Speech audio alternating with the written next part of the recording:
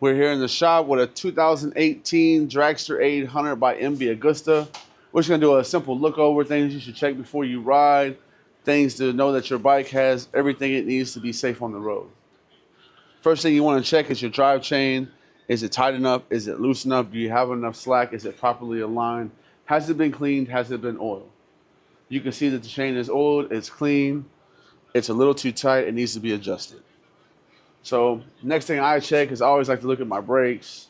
Just a simple, are my rotors worn? Do they have pits? Do they have grooves? What do the pads look like? You can simply just look down in and see the pads. Are my fork seals good? And then just walk around the bike and see if you have any damage. Like, do I have any leaks around the bike? Is there any puddles? Is there any oil? Does my radiator need some fluid?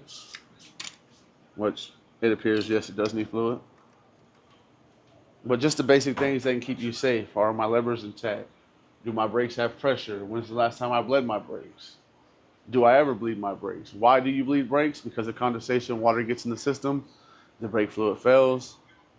Or you might be like me and ride the brakes a lot and you overheat them and you tend to boil the fluid. Now the fluid's no good, so you want to change stuff like that.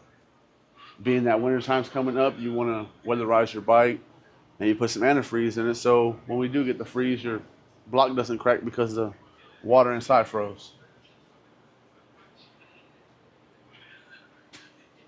You know, just simple stuff to look at to make sure you're safe. The biggest thing is safety. Everybody wants to be safe. What we do is already dangerous enough. So why have some janky equipment outside when you can just take a few seconds to look everything over?